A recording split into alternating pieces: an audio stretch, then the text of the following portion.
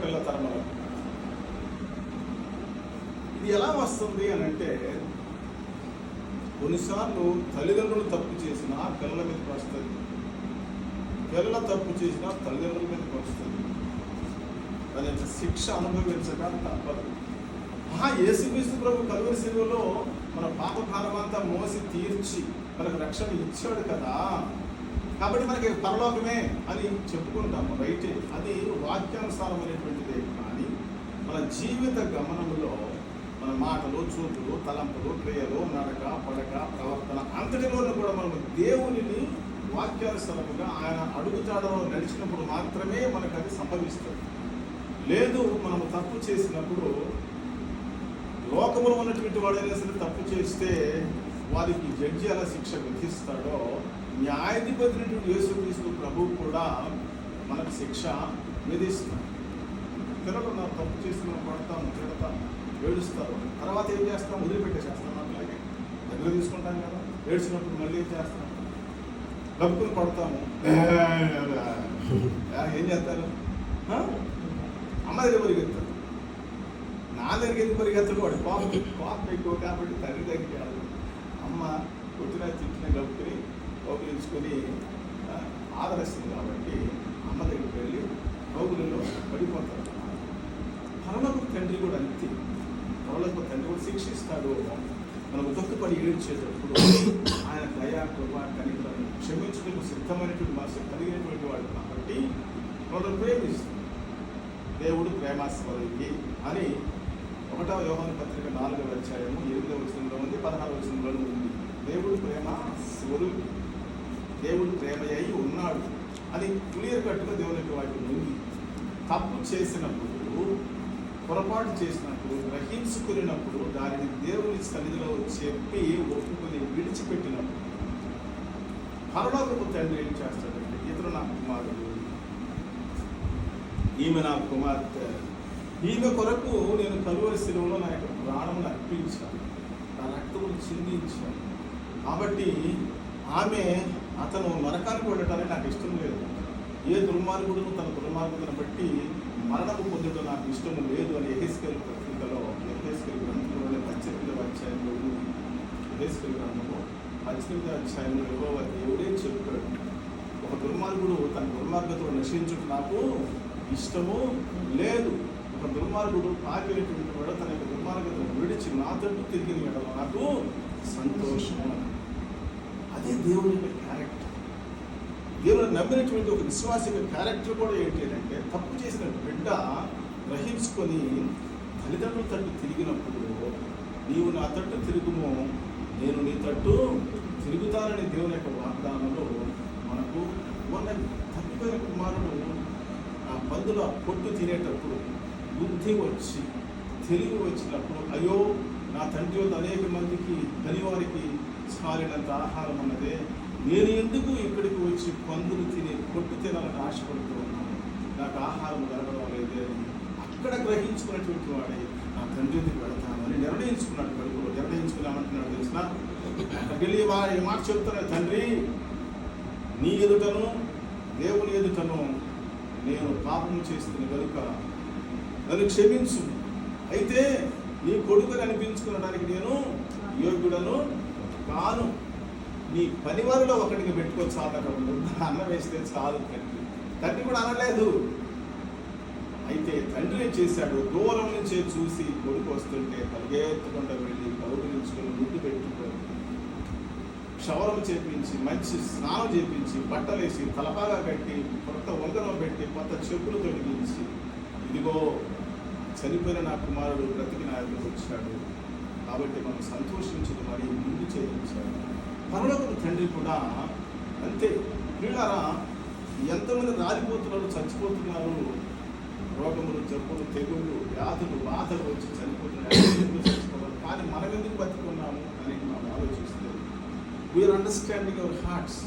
మనం మన హృదయాలు గ్రహించుకుంటున్నాం, అర్థం చేసుకుంటున్నాం. అయ్యో నా పరిస్థితి ఏంటి, ఎలా ఉంది, నేను దేవుని చేత దీవించబడినటువంటి వాడు, నా తల్లిదండ్రులు, నా అమ్మతాతలు, నా తాతలందరూ కూడా దేవుని చేత దీవించబడినటువంటి వారు. ఎంత ప్రార్థనప్పుడు, ఎంత పాటలు పాడేవాడు, ఎంత ప్రార్థన చేసుకునేవాడు, ఎంత దేవునికి మందిరం పెట్టేటువంటి వాడు. దేవుడు ఎంతగా దీవించాడు మా తల్లిదండ్రులు. అంత పొలం ఉందే అన్ని గేదలు ఉన్నాయి, పాలు ఉన్నాయి, ఎన్ని ఉన్నాయి మాకు ఆస్తిపాస్తులు, అవన్నీ ఎట్లా పోయి ఎందుకు ఎలా ఉన్నామని చెప్పేసి గ్రహించుకునేటప్పుడు దేవుడు మరల పిల్లల తరముల వరకు కూడా దీవించేటువంటి దీవెననే వదలడు వారి.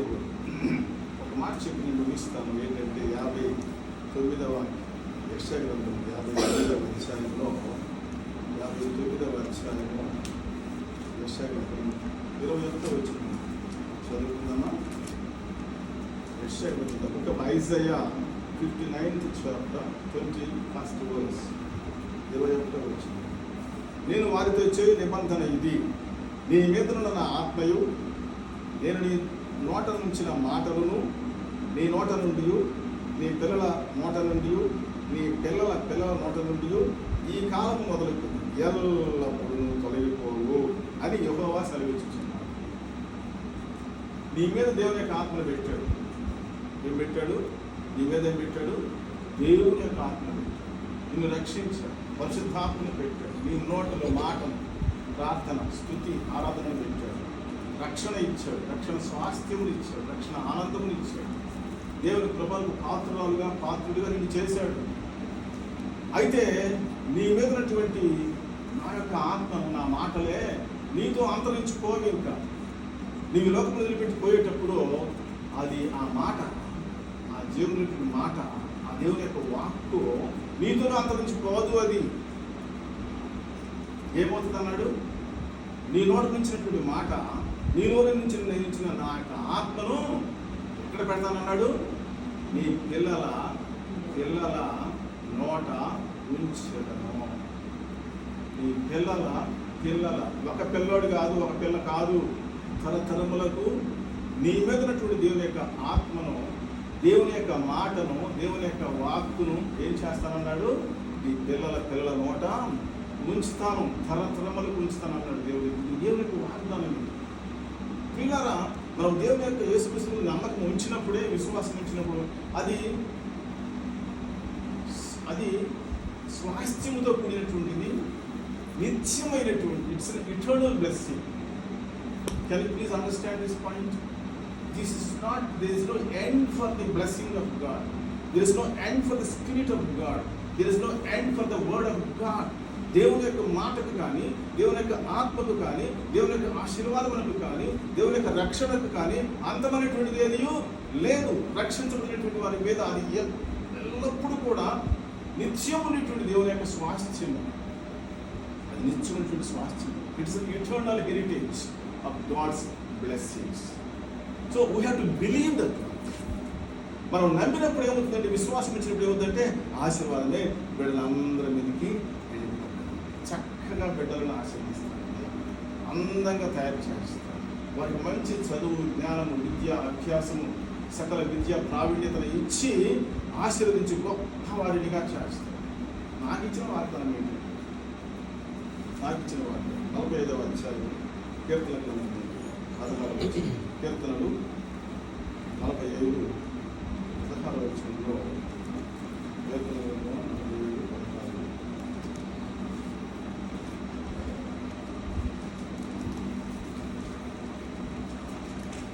45 chapter 16th verse 45-16. నీ పితరులకు ప్రతిగా నీకు కుమారులు ఉందురు. అంటే మనకు తల్లిదండ్రులు ఉన్నారుగా, మన తాత ముత్తాతలు ఉన్నారుగా, వాళ్ళకి పుట్టినటువంటి మన తల్లిదండ్రులు, ఆ తల్లిదండ్రులు పుట్టినటువంటి వారు మనము, మనకు పుట్టినటువంటి వాడు మన బిడ్డలు. నీ పితరులకు ప్రతిగా నీకు కుమారులు ఉందురు. ప్రతిగా అనంటే నీ తల్లిదండ్రులు దేవుని దగ్గరికి వెళ్ళిపోయారు కదా, నీ పితరులు వెళ్ళిపోయారు దేవుని దగ్గరికి. వాళ్ళకు ప్రతిగా గుర్తు చేసుకుంటా ఉంటావు ఎప్పుడు, అయ్యో మా నాన్న ఉంటే బాగుండేది, మా అమ్మ ఉంటే ఎంత బాగుండేది, మా అమ్మ ఉంటే ఎంత బాగుండేది, మా అమ్మమ్మ ఎంత బాగుండేది, మా తాతయ్య ఉంటే ఎంత, మా ముత్తాత ఉంటే ఎంతదండి, మాకు ఎంత బాగా చూసేవాళ్ళు అని, మాకు ఎంత పెట్టేవాళ్ళు, ఎంత అని చెప్పేసి అనుకుంటా ఉంటాం కదా. వాళ్ళకు ప్రతిగా, వాళ్ళకు బదులుగా దేవుడు ఏం చేస్తాడనమాట, నీ పితరులకు ప్రతిగా నీకు కుమారులు ఉందరు, కుమార్తెలు ఉందరు, భూమి మీద అంతటా నీవు వారిని అధికారులుగా చేసేదవు. Your children will become the leaders upon the earth. భూమి మీద అంతటా కూడా నీ కుమారులు ఏమవుతారు? అధికారులుగా ఉంటారు. They will become officers, leaders. తరములన్నిటను నీ నామము జ్ఞాపకం ఉంటున్నట్టు నేను చేయదును.